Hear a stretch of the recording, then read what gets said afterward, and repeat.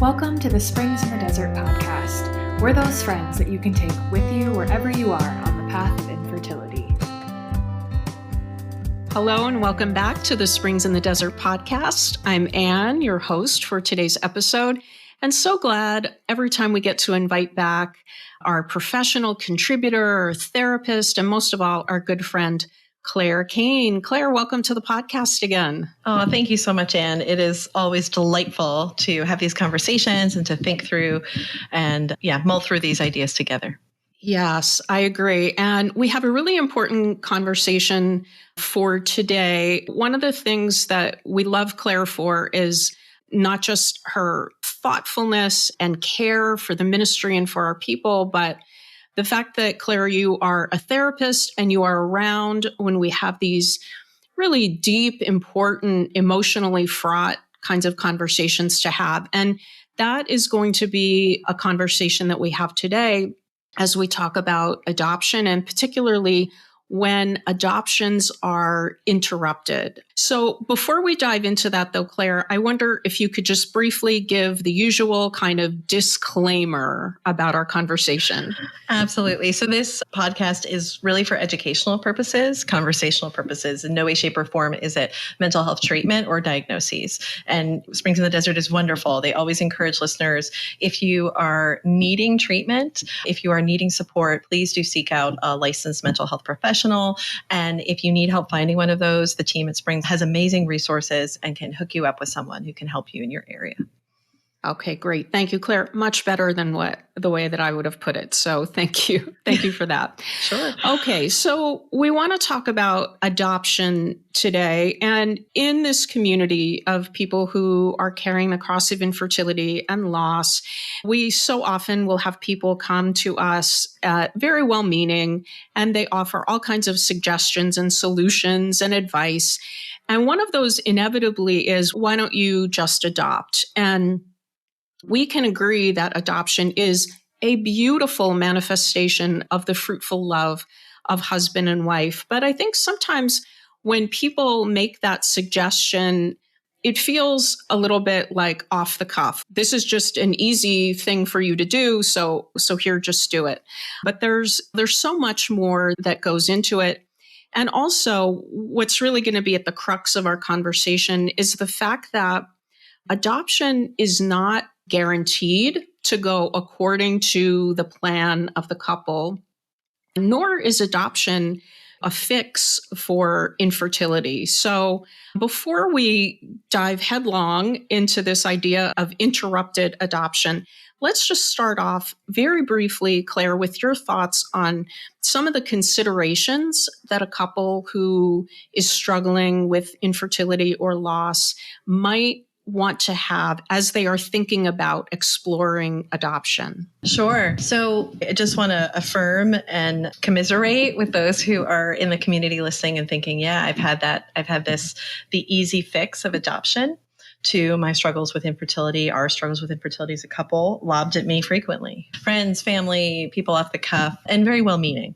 But you have my sympathy and my empathy, because I remember that briefly. It still comes up sometimes for me personally, too, in terms of getting those comments. And it can be really tough to weather, especially because adoption is an unbelievably beautiful choice. I'm an adoptive mom myself, 2 children. It's an absolutely beautiful choice. It's also a very serious choice. Just as parenthood through the body is a serious choice, parenthood through adoption is a very serious choice. This is basically a manifestation in the flesh of you and your spouse discerning together with the Lord what fruitfulness in your marriage is going to look like. In no way, shape, or form, I just want to be clear, in no way, shape, or form is the exploring the option to adopt, actually adopting, a moral obligation. There's a lot of discussion out there. I think there's a lot of pat sort of suggestions. And this is, shall we say, a more extreme form of those. Is if you're a devoted Christian, there are lots of children who need homes. You must adopt. No, it doesn't work like that, because nobody outside you and your spouse together with the Lord living out the vows of your marriage can live out or even discern what responsible parenthood looks like for you. There may be serious reasons in your family, in your health, why adoption is not the right choice. It's just not, it's either not on your hearts, You have things in your family, maybe caring for aged parents, maybe caring for siblings with special needs, whatever. Maybe you have serious financial issues. Maybe you have serious health issues. Why, this is not what you are called to. And when I'm talking about a call, I'm not talking about a big C call, like a vocation to marriage or religious life or the priesthood. I'm talking about the living out of the sacrament of marriage in your married life, right? There are as many ways to live out in a holy, devoted fashion the sacrament of marriage as there are holy and devoted couples in the world. This is going to look different for you than it's going to look for anybody else, which means that considering the option of adoption, that it is one way in which the Lord may be inviting you to show the fruitfulness, to unfold the fruitfulness in your marriage. And it's important to consider that and not to, shall we say, plunge headlong, either because you're being pressured by well-meaning people, you're being pressured by a misunderstanding of the theological vocation of marriage, by some sort of misconstruction that someone is putting on you. There is no moral obligation to adopt. I cannot say that strongly enough. I feel like I need to repeat it. There is no moral obligation to adopt. And I get a little angry when I see stuff like that, because that puts such an enormous weight on already wounded people, that because you're struggling with infertility, then of course you must adopt. No, everybody's situation is different. So for those people who are feeling this invitation to this beautiful gift, among many beautiful gifts of pursuing adoption, the things I would say are to pray and to communicate with your spouse. Because when you are at the point of, even before the point of having a child placed in your home, whatever age, there needs to be an equal interest, an equal devotion, an equal commitment to this choice. Often one spouse is more interested in another at the beginning, exploring options, and that's totally reasonable, right? That happens all the time. It could be the wife, it could be the husband. But when you get into the nitty gritty of we're going to welcome a kid into our home, there has to be an equal commitment. And sometimes that doesn't happen. And one spouse ends up getting dragged into parenthood. And that is not just. It is an injustice to the spouse who's being dragged. It is a huge injustice to the child. And so I think this is something to consider. And I say this not to be doom and gloom, but just to say there will be a certain certainty about the call, because there will be a sense of unity of purpose. That is, I think, the most fundamental and the safest and the most secure marker of, is this the call? We're both going to feel a certitude, even if we're nervous, excited. I certainly was nervous, excited, terrified just about the prospect, because there is a lot of uncertainty built into adoption. There's a ton of uncertainty built into the process, unavoidable uncertainty. And that's what I'm so glad we're having this conversation, Anne, because so many people have been like a double wound, right? They're struggling with infertility. They have felt the call, decided to pursue it, and something went awry. And it's really important that we address these wounds. And I just applaud the Springs team's compassion and their courage, because nobody wants to talk about this. Yeah. Oh, gosh. So much good stuff in there, Claire. A few things really struck me. One is how you situate this whole conversation in terms of responsible parenthood, because we tend to think of that when we talk about NFP and the idea of quote unquote avoiding a child. So I think just expanding our understanding of responsible parenthood and bringing it into this context is so important. The other thing that you mentioned is this idea essentially of the spouses being on the same page. And you mentioned being united. And that reminded me of the two sort of ends of marriage, which are that it's unitive and procreative. And so in this particular sense, when we're talking about adoption, but really when we're talking about fruitfulness in marriage in general, the real fruit, the procreativity comes about in that unity when we are thinking and communicating and praying with one mind and one heart. And also, I think if one or the other spouse is feeling no, or they're feeling like, I'm not sure, I'm nervous, and the other is really excited about adoption, that doesn't mean it's totally off the table. It may mean more prayer and more communication. But if that goes on and there is still a real resistance from one spouse, then I think that's what you're saying is then it's got to be a hard stop. Yes, this has to be two people together making a decision to welcome a child. Because here's what's going to happen when someone feels guilted, shamed, forced, even implicitly in some way to do this. There's going to be resentment there.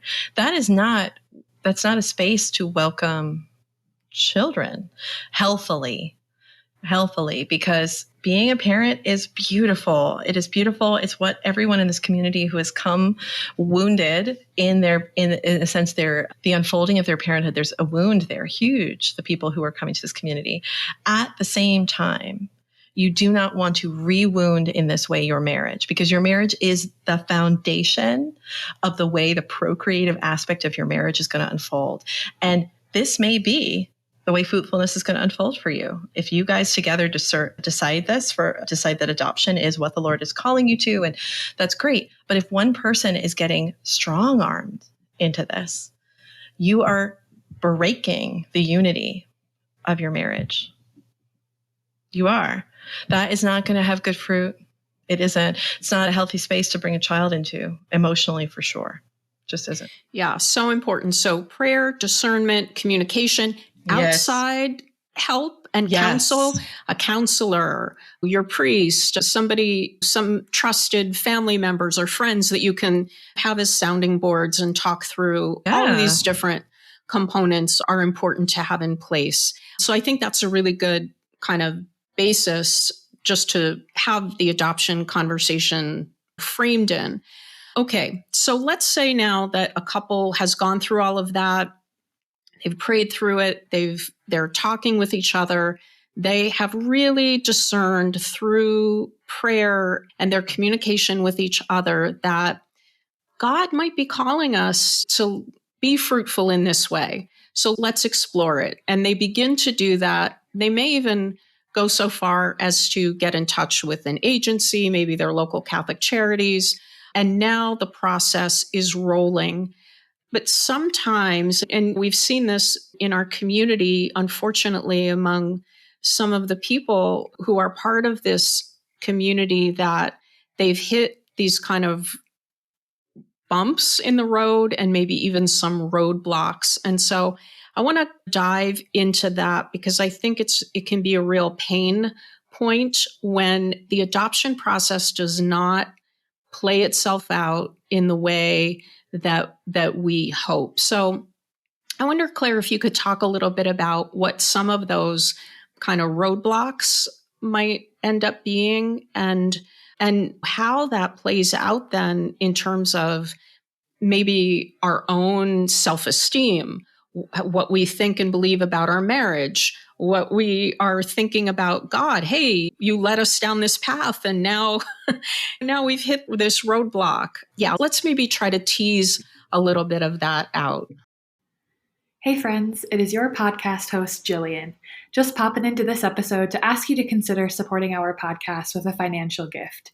This episode is brought to you by staff, volunteers who reviewed the content, and a professional editor. We would be so grateful for your financial support to keep this podcast sounding great and reaching more listeners who need a friend on the path of infertility. Thank you for your support. Sure. Yeah, it can get very emotionally messy, enormously emotionally messy, and extremely wearing for people, regardless of the kind of adoption, whether you're pursuing international adoption, domestic adoption, or private adoption, open adoption through foster care. It all involves a lot of paperwork. It involves a lot of evaluative interviews where some third party, often licensed by the state, is, and maybe 2 or 3 third parties if you're doing an international adoption, right? And the birth parents often are involved in this if it's a private adoption, evaluating you and your spouse as a couple, right? That is very difficult. That is challenging and can be terrifying to think somebody else, if I am pursuing this, somebody else has final say outside myself. And I think that's important to acknowledge, that this is scary, that somebody else outside my control may be putting a damper on my dreams and hopes, our dreams and hopes to have a child placed with us and live with us and be with us and for us to raise that child. Yeah, it's really scary. It's also, I think, one of those times where the reality of, does somebody else determine my self-worth? Does somebody else determine whether I'm broken or fixed? Or, right, it can reopen these wounds of something's wrong with me that I can't fix. A lot of the adoption process is giving control of your hopes to somebody else or to somebody's else. And that is really scary. And I think the fear part of this is often what precludes people from pursuing adoption. And that is understandable and valid. It also is a part of the process. You have to not surrender to the fear, but surrender to the inevitability that you're going to feel it as part of this process. And that's okay, because you have each other. You're going to continue to talk through it. You're going to continue to process it. And I really encourage people to seek support. Wherever you are in this process, please seek support. When my husband and I were going through my adoption with both my son and my daughter, I was seeing a counselor, and I don't know if I would have gotten through it without that counselor's support. I don't know if I would have stuck it out for as long as our sons and our daughter's particular processes took, because it is a long, hard climb. And it is often things go sideways in ways you don't expect. And that can open up a lot of wounds for people about having things out of their control, having other people's say take precedence over how you see things and what you want.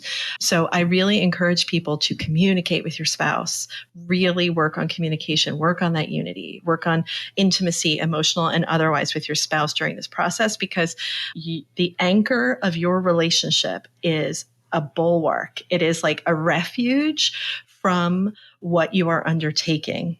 And it's part of deepening. It has the potential to deepen your bond, because this is a shared suffering you're undertaking on purpose. You are freely choosing this because you feel this is the call, and it can be extremely difficult. And at the same time, it can deepen your relationship. It can be really fruitful. So real and yet so hopeful and encouraging. And it's hard to hold those two things in tension sometimes. Yes, for sure.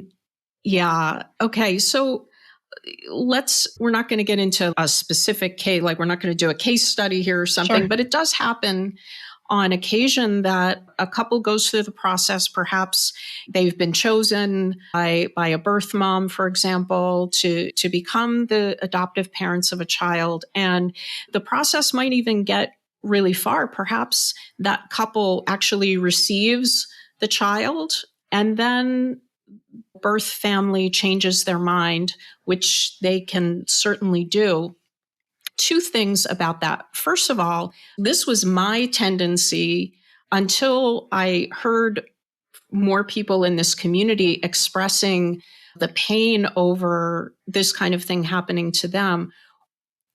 We really shouldn't talk about it as a failed adoption, and maybe you can flesh that out a little bit, because that is really putting, I think, a value judgment on ourselves as spouses, as potential parents.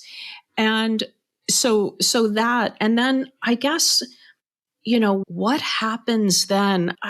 I can imagine, this is not the route that my husband and I took, but I could imagine that if something like that happened, if we had even begun the slightest bond with a child and then they were taken from us and returned to their birth parent, wonderful, good. We hope and pray that all ends up very well. But I can only imagine the grief and the sorrow that would come from that. So I wonder if you can just talk a little bit about that. Yes, for sure. It is grief. It's an enormous loss when that happens. No matter whether, and I really want to be clear, I think sometimes in many facets of grief and loss, we tend to try to compare. What would hurt more? I should feel more sad if I had that child for 3 days, or if I'd had that child for 3 months, or if that child had been in my home as a foster child for a year and a half and then suddenly is returned. Grief is not comparative in that way. This is however attached your heart has become to that child, whether that child was ever in your arms or not, for however long that child was in your arms, this is a real loss. A real loss. And one of the most challenging aspects of this particular kind of loss is that it's ambiguous, because you have lost access to that child to love and care for, nurture. You have lost that time, and you have lost whatever expectations you had for bonding with that child in the future. It's the loss of the child. It's the loss child access to the child. It's the loss of all your hopes and dreams, what your mind had started to plan, right? What your heart had started to reasonably expect. It is unbelievably painful. And man, my heart is going out to any people in the community who are listening to this. Know that you have my empathy, that your loss is real. And ambiguous loss is, I think it is very hard, because it's not as if there's real closure. That child is still living out there somewhere, we hope, being loved and cherished, but you're not sure about that. And so the lack of certitude, the lack of closure about knowing what's going to happen to that child can be almost as painful as the loss, if not as painful, of the loss of access to togetherness with that child. So yeah, it's real. It's really real. And I don't know if this helps. If it does, great. If it doesn't, anyone who's listening, chuck it. When my husband and I were right at the tail end of our sort of paperwork preparations to adopt, we had been certified as foster to adopt parents through the state of Connecticut. And we were getting all of these heart-wrenching biographies of children who they were looking for placement for. And we got one for our son, the child who is now our son. And we said, oh my goodness, isn't he wonderful? Yes, please put our name down. And we didn't hear anything for weeks and weeks. So we thought, okay, he's been placed with another family. And then we got a phone call saying, we have a safe haven baby, meaning the mother has relinquished rights. You guys are up. Do you say yes? And I think I shouted down the phone. I said yes. And we were so thrilled, and we were going to go pick up this baby. And oh my goodness, I still remember his name. I don't know if his adoptive parents shared it, so I'm not going to share it here. And we were so thrilled. We bought some baby clothes, and like tiny baby clothes, because we had no idea we'd be getting a days-old infant. And 12 hours later, I got a phone call saying, I'm so sorry. Our system hadn't registered you'd actually been chosen for the child you put your name in 4 weeks ago. And this baby is no longer yours. My eyes are going to fill now. In a sense, my heart had that baby for 12 hours, and I never actually held him in my arms. And I think about him all the time. I do. Am I delighted? And so I can't even express the joy, the gratitude I have for my son and my daughter, who is his sibling, who came to us as an infant unexpectedly. And at the same time, I grieve that baby. And I think anybody who's listening to this who is thinking, my goodness, part of that is my story. Your grief is real. Your feelings are real. The suffering is real. And it is also not the end of the story. Because not yet is not ever. Claire, I want to just thank you for being so vulnerable and sharing a bit of your own story, which I think is so helpful, because we obviously value your sort of clinical experience and expertise, but bringing a bit of your own heart to it, I think just puts that exclamation point on all of it. So I appreciate that. And as you were speaking about the kind of grief that happens in your case, where you never even held this baby, and then the grief that others will have of having the baby maybe for a very short period of time. Again, that's not my story, but I related in a sense because my own grief of primary infertility is also, as you put it, ambiguous. Yes. And so for so long, I just thought I wasn't permitted to grieve because I hadn't lost anything tangible, so to speak.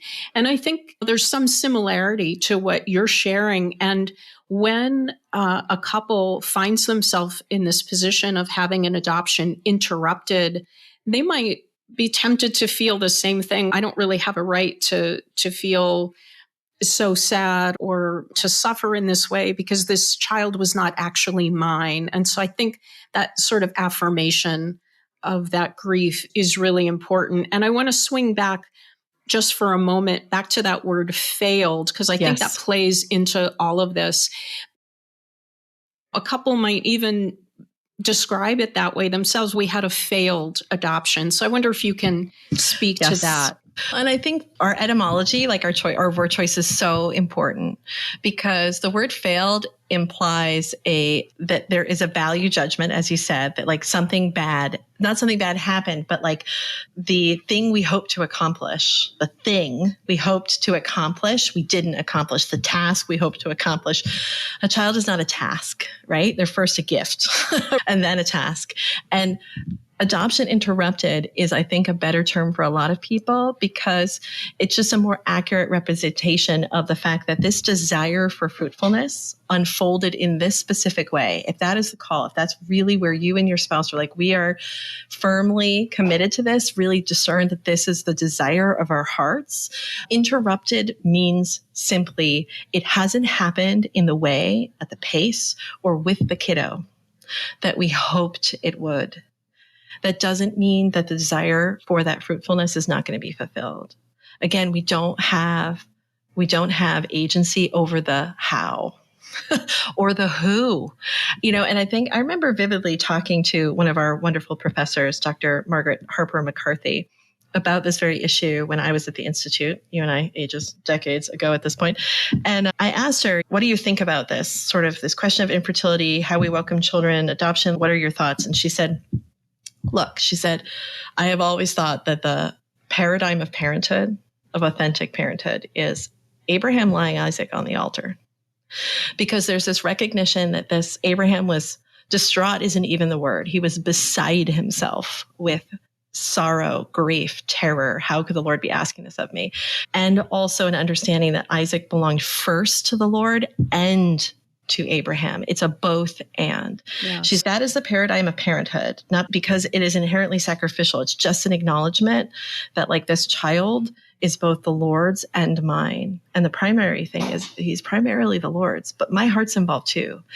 And so I think Adoption Interrupted acknowledges this. It acknowledges that somehow mysteriously you have a plan for this kiddo that doesn't involve me. And boy, does that hurt. And I can grieve that because it's a real loss. At the same time, there's a requirement, an invitation here to trust that you love this kid better. And that in some mysterious way, however you're going to provide and shape and mold consequences for this kid are somehow going to be better and more perfectly what you need for him and what you desire for him or her than with me. And that is deeply mysterious. And I can get very angry at you. And that is totally okay because anger is another huge part of this process. Anger at the agency, anger at the birth parents, like anger at all these things, even while you're acknowledging, yes, it's important for, and the natural consequence of bringing forth a child of someone's body is that child stays with the person, right? So it's like a maelstrom of emotions, none of which are wrong because emotions don't have a moral quality. You can let yourself feel all of them. And in fact, that's the most, in a sense, efficient way to grieve. Because castigating yourself for feeling angry at the Lord about an interrupted adoption is just going to slow down the healing. Wow. So good, Claire. We could keep going on, but we can't. But we will continue this conversation because I think these are really important things for us to talk about and to acknowledge. But maybe just one final kind of word of encouragement. Yes. So if you're listening to this and your heart is aching because you are exploring adoption or you have decided adoption is not the call, because that's got to be grieved too. Or if you have had an interrupted adoption and you're brokenhearted about that, know that this community is here for you and that your suffering is real and that it is also not the end of the story. And I say this not in some sort of this too shall pass. The Lord is good. Remember that. No, all of those things can be true. And you can also be completely heartbroken on the floor, right? All of those things can happen at the same time. And all of those things can be held together. And I really do encourage those who are in the midst of this, who are struggling, because who wouldn't be? I just want to, the bravest hearted, most functional, most emotionally balanced person is going to be completely at sea. Because this is more than a human heart. really is designed for, right? It can accommodate it, but only with grace and only with a ton of self-compassion. And I really encourage, if you're in the midst of this, do seek out support, because it is a very hard road, a very beautiful road, but a hard one too. Claire, thank you so much for always diving into these really deep and important conversations. We will definitely have you back and we'll continue to have this conversation. So thanks so much for being with us. Oh, it is absolutely a pleasure, Anne. And thank you, listeners, for being with us. And we will see you again on the Springs in the Desert podcast. Thank you so much for joining us for this Springs in the Desert podcast episode. We would be so grateful if you took a minute to rate and review us so that we can reach more listeners. Don't forget to check out our social media pages on Facebook and Instagram, and go to our website, springsinthedesert.org, where you can sign up for our newsletter and community prayer list, read our blog, and register for virtual and in-person events. Most importantly, remember that God loves you so much, and so do we.